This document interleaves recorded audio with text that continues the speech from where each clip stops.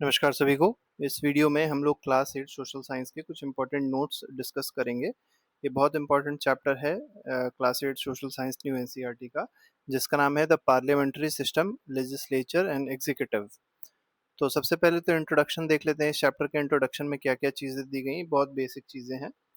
India achieved independence after long struggle. आपको पता होगा कि इंडिया को जो इंडिपेंडेंस मिला है वो बहुत ही लंबे स्ट्रगल के बाद मिला है। कॉलोनियल रूल जो ब्रिटिश का था उससे हम लोग को इंडिपेंडेंस मिली है। The constitution of India was drafted to guide governance in new nation. तो जो हमारा नया भारत बना था उसके लिए कॉन्स्टिट्यूशन बनाया गया, और वो मेनली कॉन्स्टिट्यूशन एक ड्राफ्ट था, एक एक ये कह सकते हैं एक रूल बुक थी जो बताती थी कि गवर्नेंस जो आगे होगा वो किस तरीके का होगा। इट गारंटीड, अब इसने क्या क्या गारंटी किया कॉन्स्टिट्यूशन ने, तो यूनिवर्सल एडल्ट फ्रेंचाइज मतलब सभी लोगों को वोट देने की राइट प्रोवाइड करी। इर्रिस्पेक्टिव मतलब कोई भेदभाव नहीं होगा वोटिंग में on the basis of gender, मतलब सभी लोगों को वोट का अधिकार मिलेगा, चाहे वो वुमेन हो चाहे वो मेन हो। कास्ट के हिसाब से कोई डिस्क्रिमिनेशन नहीं होगा, रिलीजन के हिसाब से डिस्क्रिमिनेशन नहीं होगा। वेल्थ, अब ऐसा नहीं होगा कि कोई गरीब है कोई अमीर है तो गरीब को वोट करने का राइट नहीं मिले और अमीर को मिल जाए, तो इस तरीके की चीज़ें नहीं होंगी। Parliament is supreme legislative body. अब देखिए, जो सुप्रीम अगर आपसे पूछा जाए पूरे भारत की सबसे बड़ी लेजिस्लेटिव बॉडी जो है वो कौन है, या लॉ मेकिंग बॉडी कौन है, तो वो पार्लियामेंट है। पार्लियामेंट का काम क्या होता है कि ये लॉ को बनाता है, ठीक है, तो इट मेक्स लॉज। आगे कहा गया होल्ड्स द गवर्नमेंट अकाउंटेबल, और इसी पार्लियामेंट में ही क्या होती है, गवर्नमेंट जो है अकाउंटेबल बनाई जाती है और होती है। And represents the will of people, और यही जो पार्लियामेंट है ये रिप्रेजेंट करती है लोगों के विल को, ठीक है, कि लोग क्या चाहते हैं, क्योंकि लोग जो है रिप्रेजेंटेटिव्स को इलेक्ट करके भेजते हैं कहाँ पर, लोकसभा में, और लोकसभा जो है पार्लियामेंट का पार्ट है। Since 1952 India has 18 Lok Sabha. जैसे इस समय अगर आप देखेंगे जो प्रेजेंट में लोकसभा चल रही है वो 18th लोकसभा है। तो टोटल अभी तक 18 लोकसभा हो चुकी है 1952 जब से लोकसभा बनी है। अब आते हैं कंपोजिशन ऑफ इंडियन पार्लियामेंट की बात करेंगे कि इंडियन पार्लियामेंट में कौन कौन सी चीजें होती हैं। तो पहला तो प्रेसिडेंट होता है, जो कई लोग नहीं सोचते हैं, ठीक है, कई लोगों को नहीं पता होता कि प्रेसिडेंट भी पार्लियामेंट का ही पार्ट है। तो लोकसभा तो है ही है, राज्यसभा भी और पार्लियामेंट भी, तीनों ही जो हैं ये पार्लियामेंट के पार्ट हैं। लोकसभा को और क्या कहा जाता है, तो हाउस ऑफ पीपल कहते हैं, क्योंकि जो लोकसभा के मेंबर्स होंगे वो डायरेक्टली लोगों से ही इलेक्ट होके आते हैं। राज्यसभा को क्या कहते हैं, काउंसिल ऑफ स्टेट्स कहते हैं, क्योंकि राज्यसभा के जो मेंबर्स होंगे वो लेजिस्लेटिव असेंबली से इलेक्ट होके आते हैं। हालांकि 12 मेंबर्स ऐसे हैं राज्यसभा में जिनको प्रेसिडेंट क्या करते हैं, नॉमिनेट करते हैं, बात याद रखिएगा, ठीक है। बाकी सारे जो होंगे वो स्टेट की लेजिस्लेटिव असेंबली से आते हैं, स्टेट की या यूनियन टेरिटरी की लेजिस्लेटिव असेंबली से इलेक्ट होके आते हैं। इसीलिए इनको कहा गया काउंसिल ऑफ स्टेट्स, क्योंकि ये स्टेट्स की बात रखते हैं कहाँ पर, पार्लियामेंट पे, स्टेट्स को रिप्रेजेंट करते हैं। The two house structure is called by cameral system. तो इंडिया में अगर आप देखेंगे बाई कैमरलिज्म है, ठीक है। बाई कैमरलिज्म का मतलब होता है दो हाउस है, पहला लोकसभा और दूसरा राज्यसभा है। अब आप देखिए यहाँ पर जो है आपको लेफ्ट में जो दिखाई पड़ रहा है लोकसभा है, ठीक है। ये न्यू पार्लियामेंट बिल्डिंग में बना हुआ है लोकसभा, और ये जो है ये राज्यसभा है, ये भी नए पार्लियामेंट बिल्डिंग में बना हुआ है। ये ग्रीन बैकग्राउंड पे और ये ऑरेंज बैकग्राउंड पे, यही आपको थोड़ा सा कई बार पूछ लिया आता है तो याद रखिएगा। लोकसभा को हम लोग लोअर हाउस भी कहते हैं, ठीक है, और दूसरा इसका क्या नाम है, हाउस ऑफ पीपल भी है, ठीक है। हाउस ऑफ पीपल भी इसको कहा जाता है, लोअर हाउस भी इसको कहा जाता है। Members directly elected by the people, तो इसके जो मेंबर्स होंगे जिनको सांसद कहा जाता है, मेंबर्स ऑफ लोकसभा कहा जाता है, वो डायरेक्टली लोगों से इलेक्ट होके आते हैं, ठीक है, थ्रू यूनिवर्सल एडल्ट सफरेज, मतलब सबको राइट टू वोट दिया गया है, उससे इनका इलेक्शन होता है। मैक्सिमम स्ट्रेंथ जो है वो 550 है, याद रखिएगा, लोकसभा की मैक्सिमम स्ट्रेंथ 550 है। रिप्रेजेंट्स पीपल ऑफ इंडिया, और ये लोगों को क्या करते हैं, रिप्रेजेंट करते हैं, क्योंकि लोग अपने रिप्रेजेंटेटिव्स को इलेक्ट करके लोकसभा में भेजते हैं। The ruling government is form by majority of Lok Sabha. अब जैसे मान लीजिए कोई एक्स पार्टी है, कोई वाई पार्टी है, कोई जेड पार्टी है। टोटल नंबर ऑफ सीट्स मान लीजिए 100 थी, और एक्स पार्टी को जो सीट्स मिली वो मान के चलिए 51 मिली, और वाई पार्टी को मान लीजिए 49 मिली और इसको 0 मिली। तो अब यहाँ पर आपको ये देखना पड़ेगा मेजोरिटी किसकी है, 51 वाले की, मतलब एक्स जो है ये पार्टी मेजोरिटी में होगी, तो इसका जो लीडर होगा, ठीक है, वो क्या करेगा, वो प्राइम मिनिस्टर बनेगा और अपनी एक ये कह सकते हैं काउंसिल ऑफ मिनिस्टर को अपॉइंट करवाएगा प्रेसिडेंट से। अब अगर मान लीजिए ऐसा हो जाता कि एक्स को 20 सीट्स मिलती और वाई को मान लीजिए 30 सीट्स मिलती और जेड को मान लीजिए 50 सीट्स मिल जाती। अब देखिए यहाँ पे मेजोरिटी किसी की नहीं, क्योंकि मेजोरिटी के लिए 50+1 होना चाहिए, मतलब 50% वोट्स होने चाहिए, उसके साथ ही साथ एक और वोट होना चाहिए, तभी मेजोरिटी हो पाएगी। तो इस केस में क्या हो सकता है, इस केस में हो सकता है कि जो 50 वाला है ये 20 के साथ मिलके मतलब पार्टी बना ले, तो कोएलिशन गवर्नमेंट बना लेगी, तो मतलब उस गवर्नमेंट को कोएलिशन गवर्नमेंट कहेंगे। यार ये 30 वाला 50 के साथ मिलकर कोएलिशन गवर्नमेंट बना सकता है, लेकिन 20 और 30 मिलकर कोएलिशन गवर्नमेंट नहीं बना सकते। मेजोरिटी होना चाहिए, मेजोरिटी हमेशा 50+1 की होती है। या तो अगर मान लीजिए कोई पार्टी नहीं बनाता है तो री इलेक्शन होगा।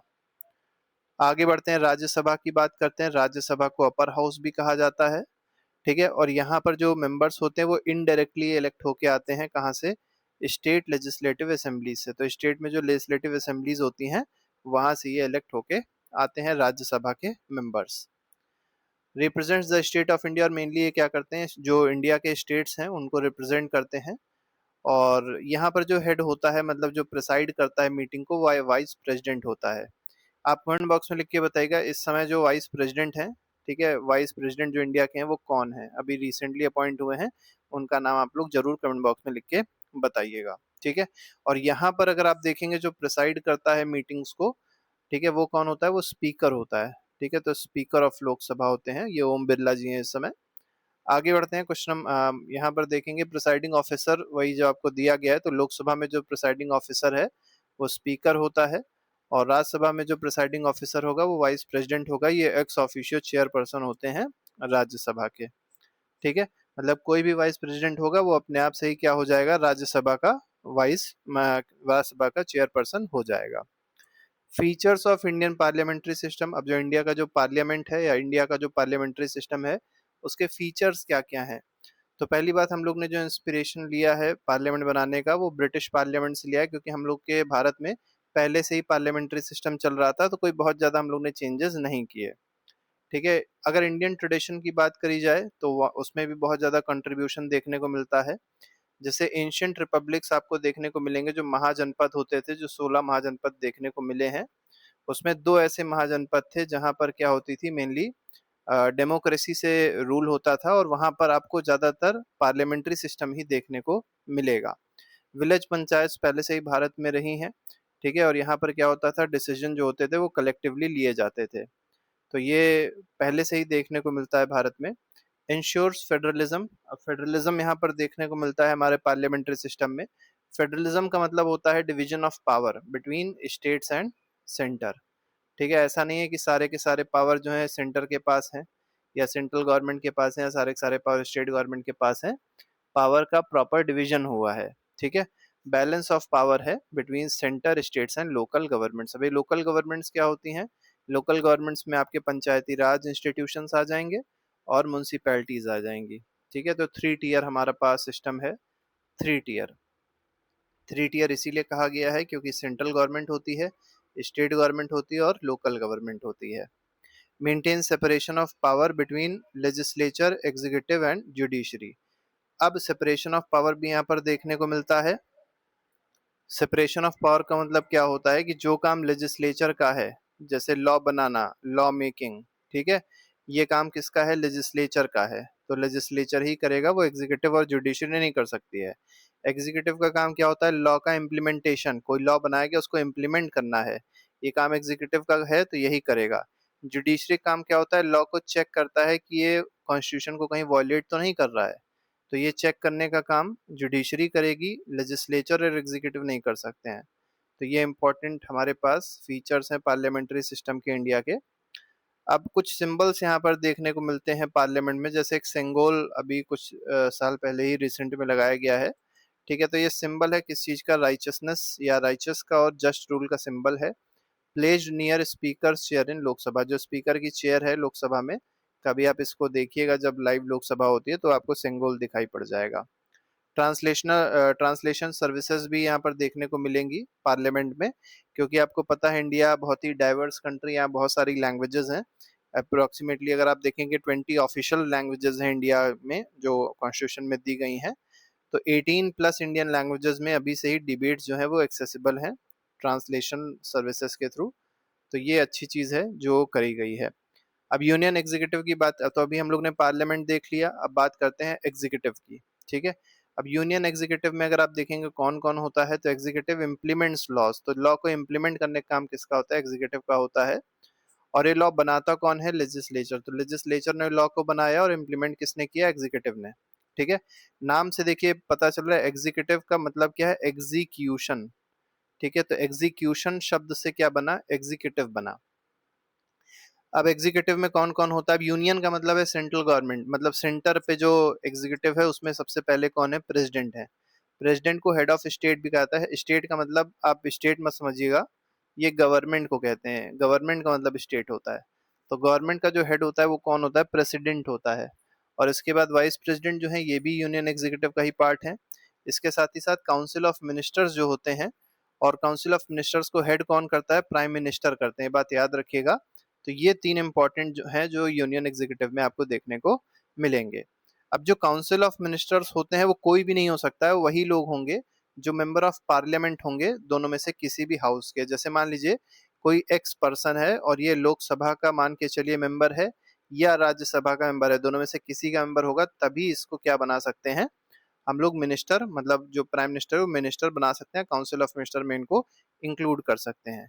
अब अगर मान लीजिए कोई जेड पर्सन था, ये ना मेंबर ऑफ लोकसभा है और ना ये मेंबर ऑफ राज्यसभा है, तो क्या इसको मिनिस्टर बनाया जा सकता है, तो बिल्कुल बनाया जा सकता है। बस एक कंडीशन होती है कि 6 मंथ के अंदर इनको किसी ना किसी हाउस में इलेक्ट होके जाना पड़ेगा, चाहे ये लोकसभा के मेंबर बने या तो ये राज्यसभा के मेंबर बने, 6 महीने के अंदर, तभी इनकी कुर्सी बची रहेगी, वरना इनकी कुर्सी चली जाएगी।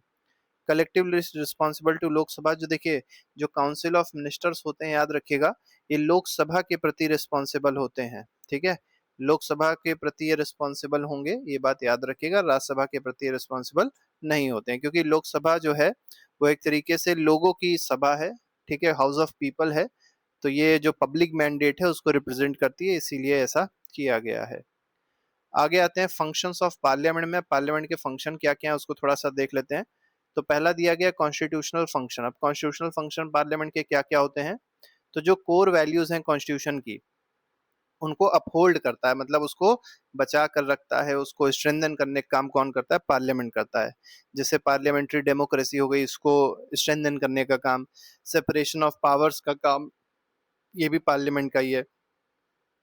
फेडरलिज्म को स्ट्रेंथन करने का काम, ठीक है, कि डिवीजन रहे पावर का स्टेट, सेंटर और लोकल गवर्नमेंट में। फंडामेंटल राइट्स और डायरेक्टिव प्रिंसिपल्स कभी भी वॉयलेट ना हो। ठीक है, डायरेक्टिव प्रिंसिपल्स के लिए पॉलिसीज बनती रहें। ठीक है, अब देखिए डायरेक्टिव प्रिंसिपल्स क्या होते हैं, कुछ ऐसे डायरेक्शंस हैं जो हमारे कॉन्स्टिट्यूशन में दिए गए हैं सरकारों को, कि उनको इस तरीके से गवर्नेंस करना है। ठीक है, तो यही होता है डायरेक्टिव प्रिंसिपल, तो पार्लियामेंट यही चीज करता है। ठीक है, कि उन प्रिंसिपल्स को फॉलो करने का काम पार्लियामेंट का होता है, तो ये कॉन्स्टिट्यूशनल फंक्शंस हैं। ठीक है, एक और कुछ और काम भी हैं, जैसे प्रेसिडेंट को इलेक्ट करने का काम भी है पार्लियामेंट का, वाइस प्रेसिडेंट को इलेक्ट करने का काम भी किसका है, पार्लियामेंट का है। कॉन्स्टिट्यूशन में अगर अमेंडमेंट करना होता है तो ये भी कौन कर सकता है, केवल और केवल पार्लियामेंट ही कर सकता है, कोई और नहीं कर सकता। मतलब स्टेट लेजिस्लेचर नहीं कर सकती है, केवल पार्लियामेंट ही कॉन्स्टिट्यूशन में अमेंडमेंट कर सकती है। और अमेंडमेंट भी कुछ भी नहीं कर सकता है, जो बेसिक स्ट्रक्चर है हमारे कॉन्स्टिट्यूशन का वो हमेशा सेम रहना चाहिए, उसमें कोई भी चेंजेस नहीं होने चाहिए। ठीक है, लॉ मेकिंग की बात अगर करी जाए तो देखिए पार्लियामेंट का ही काम होता है लॉ को बनाना, अभी हमने आपको बताया था।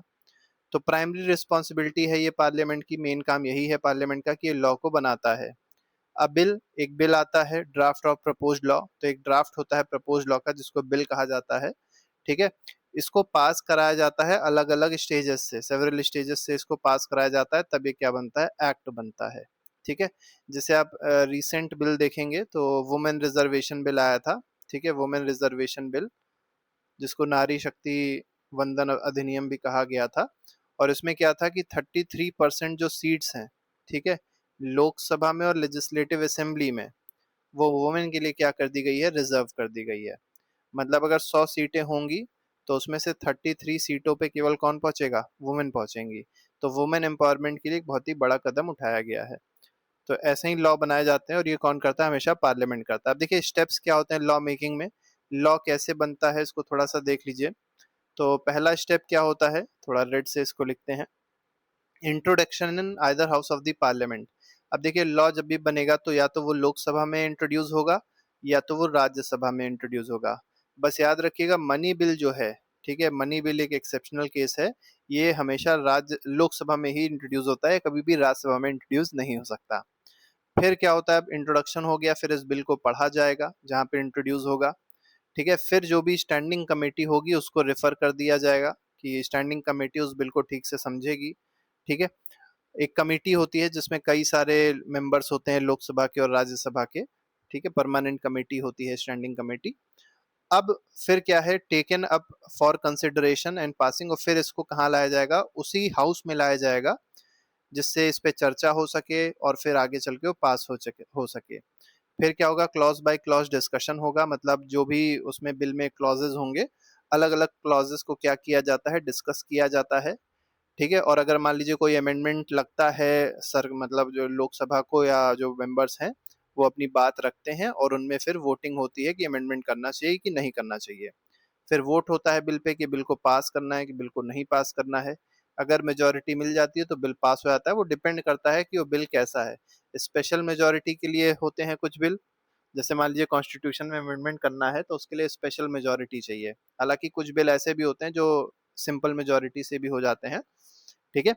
अब जैसे कुछ ही बिल ऐसे होते हैं जिसमें सिंपल स्पेशल मेजोरिटी की जरूरत होती है, ज्यादातर जो बिल होते हैं वो सिंपल मेजोरिटी से ही हो जाते हैं। अब मेजोरिटी अगर मान लीजिए मिल गई बिल को पास होने में तो बिल पास हो जाएगा। और यही जो सेम प्रोसेस था, ये जो एक हाउस में चला, यही सेम प्रोसेस अब दूसरे हाउस में चलेगा, बिल जो है वो दूसरे हाउस में पहुंच जाएगा।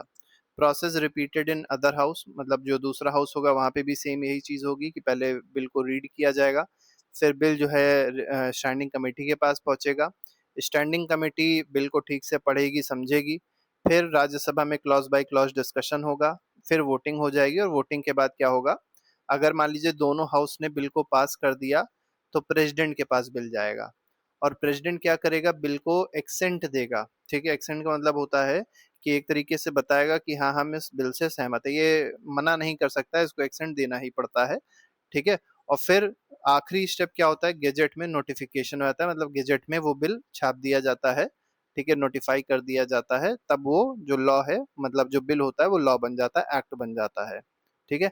All bills may not be refer to committees, देखिए जो हमने कमेटी की बात करी थी, सारे बिल को कमेटी में नहीं भेजा जाता है, कुछ ही बिल ऐसे होते हैं जिनको स्टैंडिंग कमेटीज में भेजा जाता है, ठीक है। या कुछ ऐसे भी होते हैं जिनको स्टैंडिंग कमेटी में ना भेज के हम लोग टेम्परेरी कमिटीज में भेजते हैं, ठीक है, जिनको एडहॉक कमेटी कहते हैं, उनको उनमें भेजते हैं, लेकिन अभी आपको इतना ज्यादा नहीं पढ़ना है, ठीक है। वही सेम चीज देखिए यहाँ पर दी गई है। अब एग्जाम्पल आपको दिया गया है, राइट टू एजुकेशन एक्ट, ये 2009 में इम्प्लीमेंट हुआ था।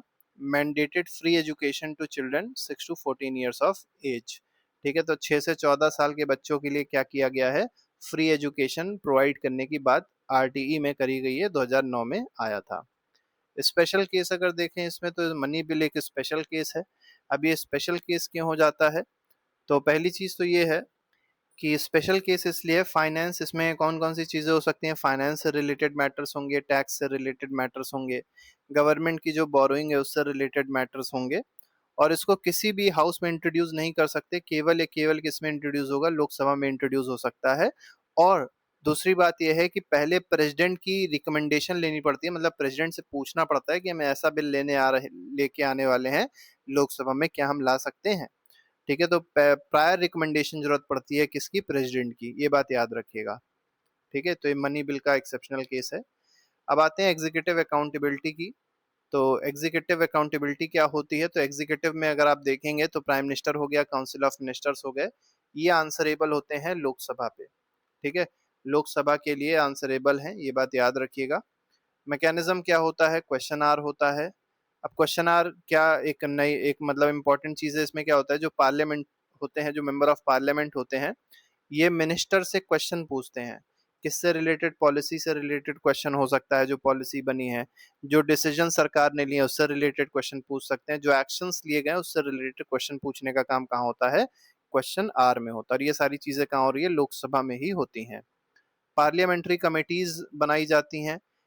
पार्लियामेंट्री कमेटीज से क्या होता है, जो वर्क किया है मिनिस्ट्रीज ने उसको, उसकी स्क्रूटनी होती है, मतलब उसकी चेकिंग होती है, और अगर मान लीजिए कोई गड़बड़ लगती है लोगों को, या जो मेंबर्स होते हैं पार्लियामेंट के जो कमेटी में थे, उनको अगर कोई गड़बड़ लगती है तो उनसे एक्सप्लेनेशन भी ले सकते हैं मिनिस्टर से। ठीक है, तो इस तरीके से आंसरेबिलिटी होती है कहाँ पर, लोकसभा में, किसकी, एग्जीक्यूटिव की। This ensures the government work transparently and responsibly. इसका मतलब क्या हो गया कि इन दोनों चीजों से ही, और भी बहुत सारे मैकेनिज्म्स हैं, उनसे क्या होता है, पता चलता है, या उनसे ये चीज इंश्योर होती है कि जो गवर्नमेंट है वो ट्रांसपेरेंट तरीके से और रिस्पॉन्सिबल तरीके से काम कर रही है जनता के लिए। ठीक है। फाइनेंशियल अकाउंटेबिलिटी की बात अगर करी जाए तो फाइनेंशियल अकाउंटेबिलिटी का मतलब क्या है, parliament controls taxation, budget, government spending.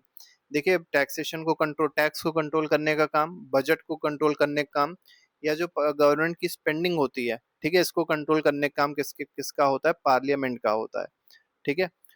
Government can not spend और raise money without parliament approval. इसका मतलब क्या हो गया कि अगर मान लीजिए पैसा निकालना है कंसोलिडेटेड फंड ऑफ इंडिया से, ठीक है, तो वो पैसा तभी निकलेगा जब पार्लियामेंट का अप्रूवल होगा।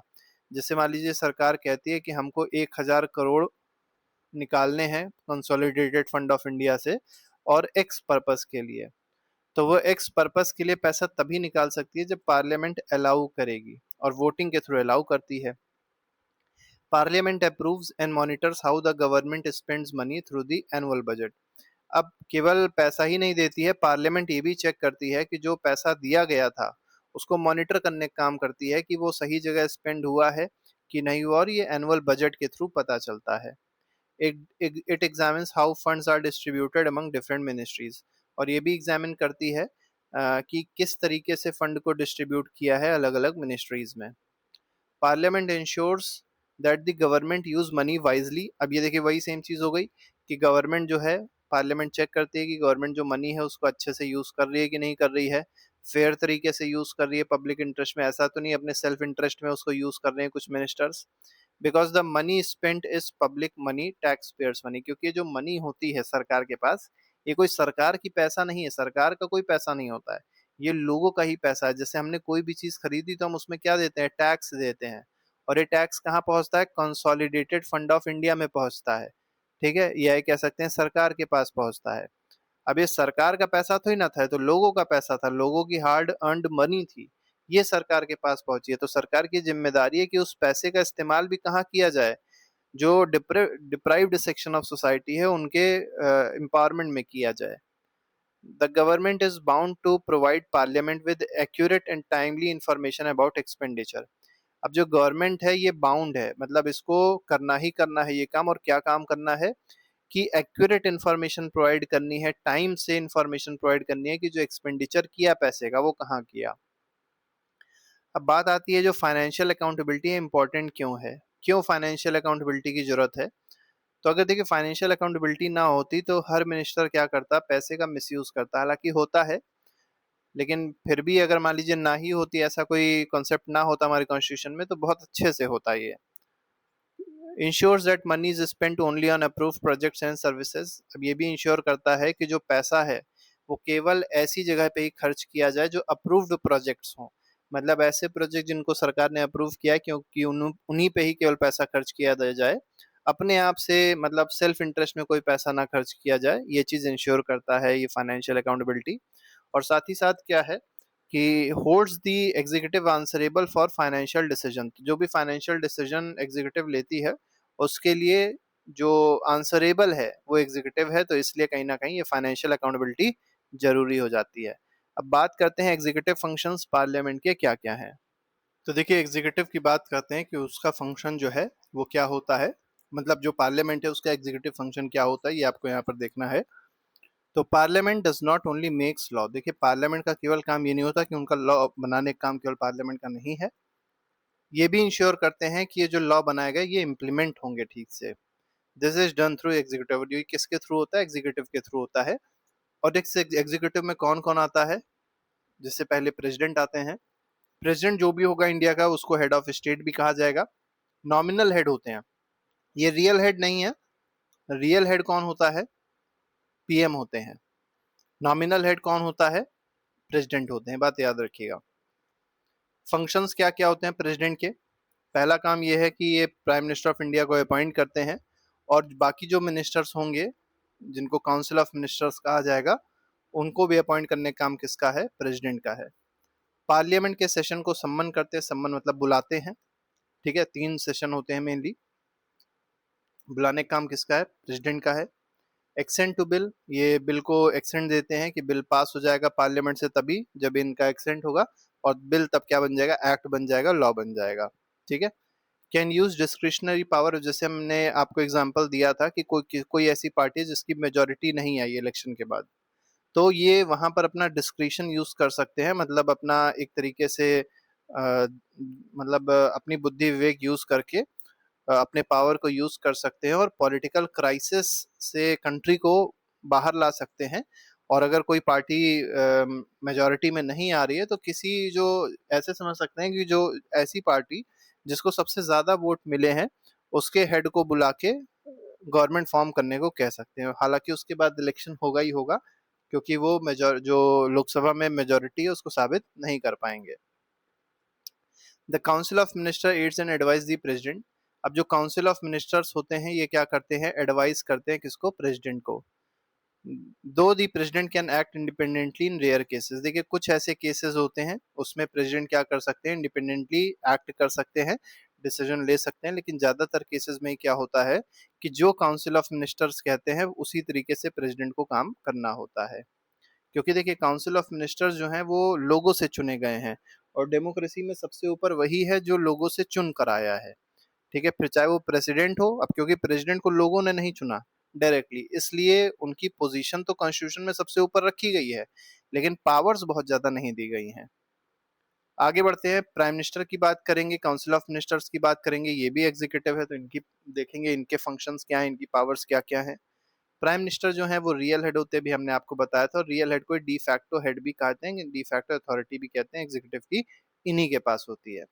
चूजन बाय प्रेसिडेंट, तो प्रेसिडेंट इनको चूज करते हैं, अपॉइंट करते हैं फ्रॉम मेजोरिटी पार्टी कोएलिशन इन लोकसभा, मतलब जो भी पार्टी मेजोरिटी में होती है, या अगर किसी को मेजोरिटी नहीं मिल रही है तो कोएलिशन होगा, और जो कोएलिशन गवर्नमेंट में हेड होगा, उस गवर्नमेंट कोएलिशन पार्टी का जो हेड होगा उसको प्रेसिडेंट क्या कर देंगे? अपॉइंट कर देंगे प्राइम मिनिस्टर के रूप में।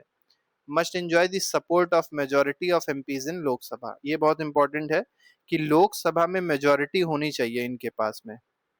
जैसे मान लीजिए लोकसभा 100 लोगों की है, ठीक है, 100 लोगों की मान लीजिए लोकसभा है, तो 51 सीट्स होनी चाहिए कम से कम, तभी आप प्राइम मिनिस्टर रह सकते हैं, वरना आपकी जो काउंसिल ऑफ मिनिस्टर और प्राइम मिनिस्टर उनको रिजाइन करना पड़ता है। अगर मान लीजिए 51 से 49 हो गई तब भी रिजाइन करना पड़ता है। फंक्शंस क्या क्या होते हैं प्राइम मिनिस्टर के, उसको देख लेते हैं। पहला तो ये है कि काउंसिल ऑफ मिनिस्टर्स को लीड करने का काम होता है इनका। एडवाइसेस दी प्रेसिडेंट, प्रेसिडेंट को एडवाइस भी करते हैं ये। Coordinates the work of various ministries, तो अलग अलग मिनिस्ट्रीज जो होती हैं उनके वर्क को कोऑर्डिनेट करने का काम भी किसका होता है? प्राइम मिनिस्टर का होता है। जो नेशनल पॉलिसीज होती हैं, डिसीजंस होते हैं, उनको शेप करते हैं, मतलब डिसीजन को एक तरीके से बताने की कोशिश करते हैं कि किस तरीके से डिसीजन को लिया जाए, क्या डिसीजन होना चाहिए, तो इनका बहुत बड़ा एक हाथ उसमें रहता है। Council of minister runs the government and introduces most bills in the parliament, तो ज्यादातर जो बिल्स होते हैं पार्लियामेंट में ये कौन इंट्रोड्यूस करता है? Council of minister he introduce करते हैं। हो सकता है डिफेंस मिनिस्टर इंट्रोड्यूस करें, हो सकता है होम मिनिस्टर इंट्रोड्यूस करे, हो सकता है कोई और इंट्रोड्यूस करे, तो यही जो काउंसिल ऑफ मिनिस्टर्स होते हैं यही इंट्रोड्यूस करते हैं ज्यादातर बिल्स को। Ministers are collectively responsible to Lok Sabha, हमने आपको बता ही दिया था, लोकसभा के प्रति ये रिस्पॉन्सिबल होते हैं।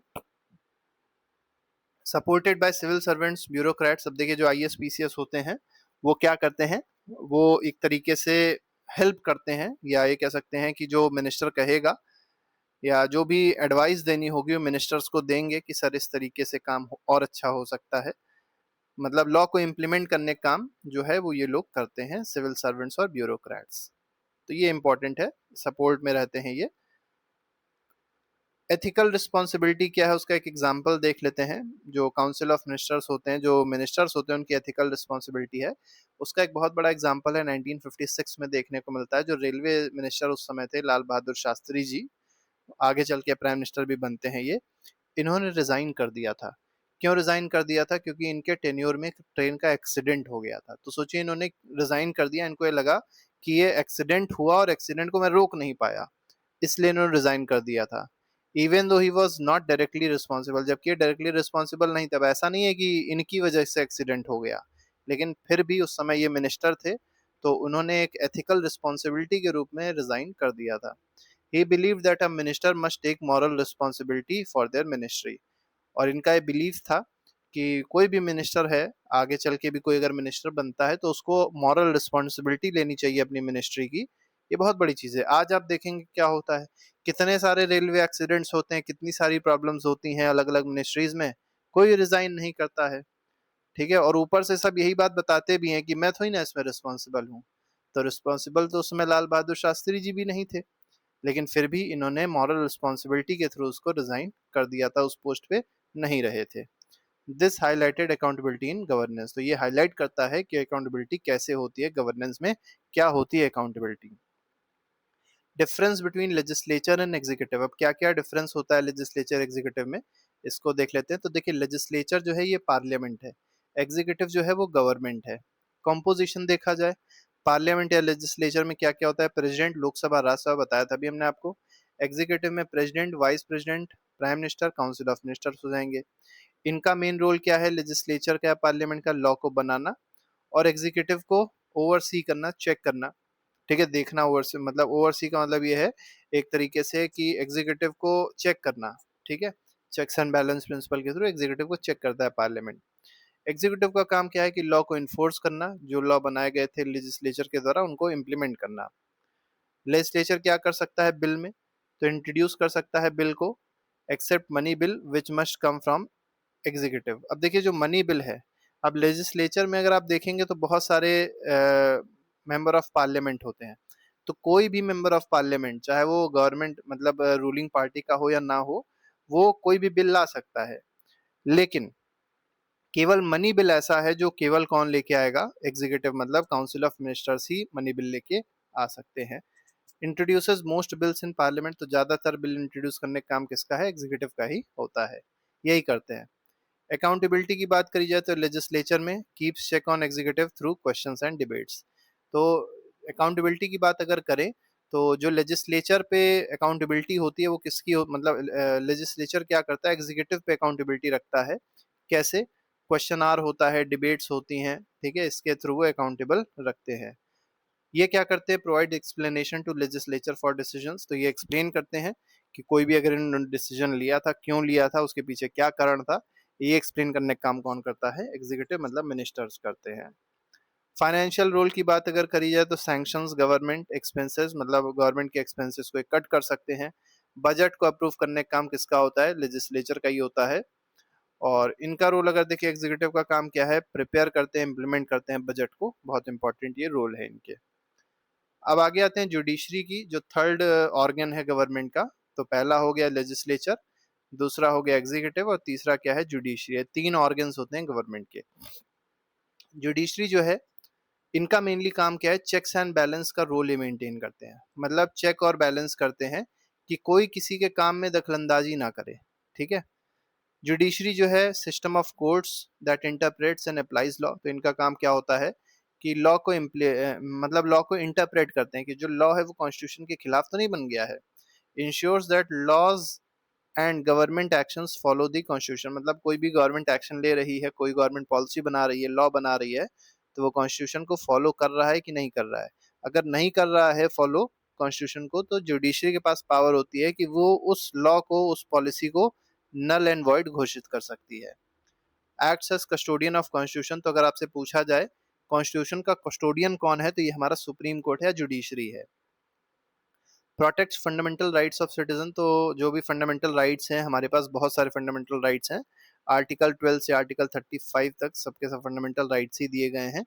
ठीक है, तो ये सारे के सारे फंडामेंटल राइट को प्रोटेक्ट करने का काम किसका है, जुडिशरी का है। इसमें हाई कोर्ट भी प्रोटेक्ट करता है और सुप्रीम कोर्ट भी प्रोटेक्ट करता है। Judiciary's roles in checks and balance. अब देखिए, जुडिशरी पहले बताया गया है लेजिस्लेचर को कैसे चेक करती है, एग्जीक्यूटिव को कैसे चेक करती है। तो लेजिस्लेचर को पहले देखते हैं कैसे चेक करती है। Ensures parliament does not pass unconstitutional laws. तो ये चेक करती है, ये इंश्योर करती है कि जो पार्लियामेंट है वो कोई भी अनकॉन्स्टिट्यूशनल लॉ को पास ना करे। दूसरा, एग्जीक्यूटिव की अगर बात करी जाए तो ensures laws are implemented fairly without violating rights. तो इनका ये काम होता है, मतलब एग्जीक्यूटिव को इस तरीके से ये चेक करती है कि जो लॉ बनाए गए हैं उनका इम्प्लीमेंटेशन फेयर तरीके से होना चाहिए, कोई डिस्क्रिमिनेशन नहीं होना चाहिए और किसी के राइट्स जो है वॉलेट नहीं होने चाहिए। जुडिशरी का एक और काम होता है कि ये डेमोक्रेसी को मेंटेन रखते हैं by preventing misuse of power. तो जो पावर का मिसयूज होता है उसको रोकने का काम या उसको प्रिवेंट करने का काम किसका है? जुडिशरी का है। Legislative and executive function at state level. अब हम लोग स्टेट लेवल पे आएंगे। तो अभी तक हम लोग ने सेंटर की बात करी, यूनियन की बात करी, अब हम लोग स्टेट लेवल पे सारी चीजें देखेंगे। तो लेजिस्लेटिव जो होती है, जो लेजिस्लेचर होता है स्टेट पे, उसको स्टेट लेजिस्लेचर कहते हैं। तो each state has its own legislature. तो हर स्टेट के पास अपना अपना लेजिस्लेचर है, जिसको विधानसभा भी कहते हैं, लेजिस्लेटिव असेंबली भी इसको कहा जाता है। ठीक है, और यहाँ पे जो मेंबर्स होते हैं उनको एमएलए कहते हैं। एमएलए का मतलब होता है मेंबर ऑफ लेजिस्लेटिव असेंबली, विधायक भी कहा जाता है इसको हिंदी में। Some states also have upper house. तो कुछ ऐसे स्टेट्स हैं इंडिया में, हालांकि 6 स्टेट्स हैं केवल ऐसे जिनमें अपर हाउस भी है, जिसको विधान परिषद कहा जाता है। जैसे आपने सेंटर में राज्यसभा देखा था, इसी तरीके से यहाँ पर जो अपर हाउस होता है उसको विधान परिषद कहते हैं, या इसको अगर इंग्लिश में देखा जाए तो इसको लेजिस्लेटिव काउंसिल कहते हैं। ठीक है, तो लेजिस्लेटिव काउंसिल कितने स्टेट्स में है इंडिया में? तो 6 स्टेट्स में है। और उन स्टेट्स में बाई कैमरल लेजिस्लेचर हो जाएगी, बाकी स्टेट्स में यूनी कैमरल हो जाएगी। कौन कौन से स्टेट में बाई कैमरल हो जाएगी? मतलब वहां पर विधानसभा भी होगी, विधान परिषद भी होगी। यूपी है, बिहार है, महाराष्ट्र है, कर्नाटका है, तेलंगाना है और आंध्र प्रदेश है। Most states have unicameral legislature only Vidhan Sabha. तो ज्यादातर स्टेट्स ऐसे हैं जिसमें केवल एक ही लेजिस्लेचर है, और वो कौन सी है? विधानसभा है। अब स्टेट एग्जीक्यूटिव की बात करी जाए तो स्टेट में लेजिस्लेचर में आपने देखा क्या क्या होता है, अब एग्जीक्यूटिव में देख लीजिए। तो स्टेट की एग्जीक्यूटिव का जो हेड होता है वो गवर्नर होता है। वहां पर कौन था? प्रेसिडेंट था। और गवर्नर को अपॉइंट कौन करता है? गवर्नर को अपॉइंट करता है प्रेसिडेंट। गवर्नमेंट का गवर्नमेंट का हेड कौन होता है? जैसे वहां पर प्राइम मिनिस्टर हेड था, वैसे स्टेट में अगर आप देखेंगे गवर्नमेंट का हेड होता है चीफ मिनिस्टर, जिसको सीएम भी कहते हैं। यही रियल एग्जीक्यूटिव अथॉरिटी होती है सीएम के पास में। ठीक है, और गवर्नर जो है ये नॉमिनल हेड होता है। ये कैसा हेड है? नॉमिनल हेड है स्टेट का। आगे बढ़ते हैं। गवर्नर अपॉइंट्स चीफ मिनिस्टर, ये बात याद रखिएगा। अगर आपसे पूछा जाए चीफ मिनिस्टर को कौन अपॉइंट करता है? गवर्नर। और प्राइम मिनिस्टर कौन अपॉइंट करता है? President. Usually leader of majority party in Vidhan Sabha. तो जो भी पार्टी मेजोरिटी में होती है विधानसभा में, वही उसका जो उस पार्टी का लीडर जो होता है वो चीफ मिनिस्टर बनता है। चलिए, आप जिस भी स्टेट के हैं आप बताइएगा आपके स्टेट के चीफ मिनिस्टर कौन है। ठीक है, आप अपने स्टेट के चीफ मिनिस्टर का नाम जरूर कमेंट बॉक्स में लिख के बताइएगा। विद सीएम एज हेड, तो काउंसिल ऑफ मिनिस्टर, जो एक और काउंसिल ऑफ मिनिस्टर इसमें भी होती है। और जैसे यूनियन में आपने देखा था वहां पे भी काउंसिल ऑफ मिनिस्टर थी और उसका हेड कौन था? पीएम था। यहाँ पे भी काउंसिल ऑफ मिनिस्टर होती है, लेकिन इसका हेड जो है वो चीफ मिनिस्टर होता है। ये स्टेट गवर्नमेंट को रन करने का काम करती है, चलाने का काम करते हैं। और रिस्पॉन्सिबल किसके लिए होते हैं? वहां पर लोकसभा के लिए रिस्पॉन्सिबिलिटी थी, यहाँ पर विधानसभा के लिए रिस्पॉन्सिबिलिटी होती है। अब देखिए, 3 तरीके के काम दिए गए हैं सबको। एक यूनियन लिस्ट है। यूनियन लिस्ट में कुछ ऐसे फंक्शंस हैं जो मेनली यूनियन गवर्नमेंट को परफॉर्म करने होते हैं। जो भी लॉज होंगे इससे रिलेटेड वो सेंटर बनाएगा, यूनियन बनाएगा। इसमें डिफेंस से रिलेटेड फंक्शंस हो सकते हैं, फॉरेन अफेयर्स से हो सकते हैं, करेंसी से रिलेटेड फंक्शंस हो सकते हैं। तो ये सब यूनियन लिस्ट में रखे गए हैं। जो स्टेट्स से रिलेटेड फंक्शन है, जैसे पुलिस हो गया, पब्लिक हेल्थ हो गई, हॉस्पिटल्स हो गए। ठीक है, एग्रीकल्चर हो गया, तो इस पे जो लॉ बनते हैं वो कौन बनाता है? वो स्टेट बनाता है।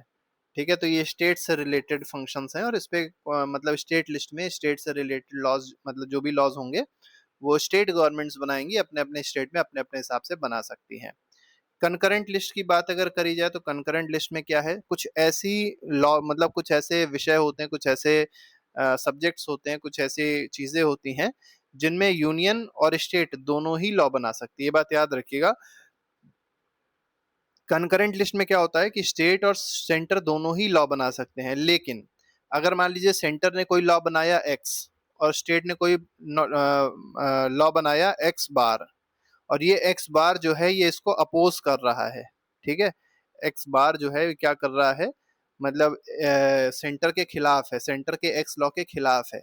तो इनका लॉ वॉयलेट, मतलब इनका लॉ जो है उसको एक्सेप्ट नहीं किया जाएगा। ये वाला लॉ एक्सेप्ट किया जाएगा, सेंटर के लॉ को एक्सेप्ट किया जाता है। मतलब जो प्रेफरेंस होता है वो सेंटर के लॉ को दिया जाएगा कंकरेंट लिस्ट में। तो एजुकेशन से रिलेटेड हो सकता है, एनवायरनमेंट से रिलेटेड हो सकता है, फॉरेस्ट से रिलेटेड जो मैटर्स हैं ये कंकरेंट लिस्ट में रखे गए हैं। तो इनमें दोनों, जो स्टेट गवर्नमेंट है और जो सेंट्रल गवर्नमेंट है, दोनों ही लॉ बना सकती है। But union law prevails in case of conflict. तो अगर कॉन्फ्लिक्ट होता है तो यूनियन लॉ जो है वो प्रिवेल करेगा। तो देखिए यहाँ पर डायग्राम के थ्रू बताया गया है कि ब्लू से आपको यूनियन लिस्ट पूरा दिया है, ये स्टेट लिस्ट दी हुई है, और जो बीच में आ रहा है ये क्या है, कंकरेंट लिस्ट है। ठीक है, तो इस पे जो लॉ बनाने का काम है वो यूनियन और स्टेट दोनों ही कर सकते हैं। एग्जाम्पल दिया गया जैसे right to education act applies to whole of India even though education is a concurrent subject. तो देखिए राइट टू आरटीई जो है, ये एजुकेशन आपने देखा था कैसा सब्जेक्ट है, एजुकेशन जो है ये कंकरेंट सब्जेक्ट है, लेकिन राइट टू एजुकेशन एक्ट कहाँ से बना, पार्लियामेंट से बना। और अगर पार्लियामेंट से कोई चीज बनती है तो पूरे भारत में, पूरे ओवरऑल इंडिया में ये चीज अप्लाई होती है। ठीक है, तो ये बात आप याद रखिएगा इस चीज को। आगे बढ़ते हैं, अगले क्वेश्चन पे आएंगे, मतलब अगला टॉपिक देखेंगे, parallel structure of union and state government in India. तो वही सेम चीज है अभी हम लोग ने जो डिस्कस करी है। यूनियन गवर्नमेंट में हेड कौन है, प्रेसिडेंट है। स्टेट गवर्नमेंट में वही काम गवर्नर करता है। अब अगर टर्म देखा जाए कितने साल के लिए ये प्रेसिडेंट रहते हैं, 5 ईयर्स का टर्म होता है, और गवर्नर का टर्म भी 5 ईयर्स का ही होता है। एग्जीक्यूटिव हेड जो होता है, मतलब एग्जीक्यूटिव का जो हेड है वो मेनली नॉमिनल हेड कौन है, प्रेसिडेंट होते हैं, लेकिन जो रियल हेड होता है वो कौन होता है, प्राइम मिनिस्टर होता है। किसमें, यूनियन गवर्नमेंट में। अगर स्टेट गवर्नमेंट की बात करी जाए तो नॉमिनल हेड कौन है, गवर्नर है, लेकिन मेन जो रियल हेड होता है, डी फैक्टो जो हेड होता है, कौन होता है, चीफ मिनिस्टर होता है। सिलेक्शन ऑफ एग्जीक्यूटिव, तो एग्जीक्यूटिव का सिलेक्शन जो होता है वो कैसे होता है, एग्जीक्यूटिव मतलब आप ऐसे समझ लीजिए प्राइम मिनिस्टर, और इधर कौन हो जाएगा, चीफ मिनिस्टर। तो लीडर ऑफ मेजोरिटी पार्टी इन लोकसभा, तो जो पार्टी मेजोरिटी में होगी लोकसभा में, उसका जो लीडर होगा वो प्राइम मिनिस्टर बनेगा। और ऐसे ही सेम काम विधानसभा में, जो पार्टी होगी मेजोरिटी में, उसका जो लीडर होगा वो चीफ मिनिस्टर बनेगा। काउंसिल ऑफ मिनिस्टर सेलेक्ट कौन करता है, प्राइम मिनिस्टर यहाँ पर, और यहाँ पर चीफ मिनिस्टर सेलेक्ट करता है। ये कलेक्टिवली रिस्पॉन्सिबल लोकसभा के लिए होते हैं, यहाँ पर विधानसभा के लिए होते हैं स्टेट के केस में। लेजिस्लेचर का स्ट्रक्चर अगर देखा जाए तो पार्लियामेंट के केस में क्या होता है, बाई कैमरल होता है, लोकसभा राज्यसभा दो चीजें होती हैं। यहाँ पर यूनिकैमरल आपको ज्यादा में देखने को मिलेगा, विधानसभा। कुछ में आपको 6 स्टेट्स बताए वहां पर आपको बाई कैमरल देखने को मिलेगा। लोअर हाउस को लोकसभा बोलते हैं, यहाँ विधानसभा बोलते हैं। अपर हाउस को राज्यसभा बोलते हैं, यहाँ पर विधान परिषद बोलते हैं। 5 साल का यहाँ पे भी टर्म होता है, और 5 साल का टर्म यहाँ पर भी होता है लोअर हाउस का। ठीक है, अपर हाउस का टर्म अगर आप देखेंगे तो वो अलग तरीके का है, वो हालांकि दिया नहीं है, वो 6 साल का होता है राज्यसभा के केस में।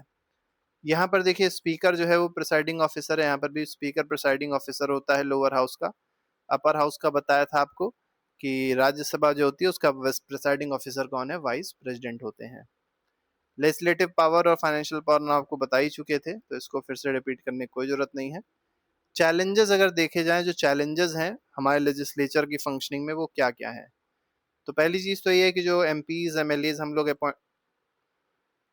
अपॉइंट करके भेजते हैं वो बहुत ज़्यादा एब्सेंट रहते हैं, सबसे पहला चैलेंज तो यही है। दूसरा, फ्रीक्वेंट डिसरप्शंस होते रहते हैं पार्लियामेंट डिबेट्स में, मतलब पार्लियामेंट में डिबेट जब होती है तो बड़ा मारपीट हो जाती है, प्रोटेस्ट बहुत ज़्यादा हो जाता है, वॉकआउट हो जाता है, जिसकी वजह से प्रॉपर तरीके से डिबेट नहीं हो पाती है। क्वालिटी ऑफ डिबेट बहुत ही पुअर होती है, ये बहुत बड़ी एक प्रॉब्लम है। लो प्रोडक्टिविटी होती है, मतलब जब डिबेट ही ठीक से नहीं होगी तो लोकसभा की प्रोडक्टिविटी बेकार रहेगी, बहुत ही कम टाइम स्पेंड हो पाता है एक्चुअल लॉ मेकिंग में। राज्यसभा प्रोडक्टिविटी फेल टू 35.75 इन 2018, इतनी कम सोची हो गई थी productivity. Increasing in number of MLAs facing criminal charges, तो बहुत सारे ऐसे एमपीज हैं, एमएलएज हैं जो क्रिमिनल चार्जेस फेस कर रहे हैं। सोचिए वो जाएंगे जब वहां पर तो क्या ही करेंगे। सेशन ऑफ पार्लियामेंट क्या होते हैं, तो पार्लियामेंट तीन बार साल भर में मिलते हैं, सेशन होता है इनका। पहला सेशन जो है बजट सेशन का कहलाता है, वो फरवरी से मई में होता है, मतलब इसके बीच में होगा। मानसून सेशन जो है सबसे बड़ा सेशन होता है, ये जुलाई से सितंबर में होता है। ठीक है, आप चलिए कमेंट बॉक्स में बताइएगा इन दोनों में सबसे बड़ा सेशन कौन सा, सबसे छोटा जो है तो विंटर सेशन है, बिगेस्ट कौन सा सेशन होता है, सबसे लॉन्गेस्ट सेशन कौन सा होता है ये आप बताइएगा। तो विंटर सेशन नवंबर दिसंबर में होता है, each session has several sittings, तो कई बार मीटिंग्स होती हैं इन सेशन में और मेनली 6 घंटे तक एक सेशन चलता है, एक सिटिंग चलती है। सेशन जो है वो महीनों तक चलता है, मतलब बहुत दिनों तक चलेगा, लेकिन जो सिटिंग होती है वो दिन में 6 घंटे तक चलती है, मतलब मैक्सिमम कह सकते हैं। वेयर बिल्स आर डिस्कस, यहाँ पर बिल को डिस्कस किया जाता है, पॉलिसीज पे डिबेट होता है, गवर्नमेंट जो है उसको अकाउंटेबल ठहराया जाता है। तो इस तरीके से ये पूरा नोट्स था जो हम लोग ने डिस्कस किया। इसके अलावा हर एक चैप्टर के नोट्स हैं जो प्लेलिस्ट में लगाए गए हैं, उसको आप जाके देख सकते हो, अपना रिविजन अच्छे से कर सकते हैं। वीडियो को लाइक जरूर कर दीजिएगा और चैनल को सब्सक्राइब करना बिल्कुल मत भूलिएगा। तो अभी के लिए फिलहाल नहीं, thank you very much, goodbye, जय हिंद।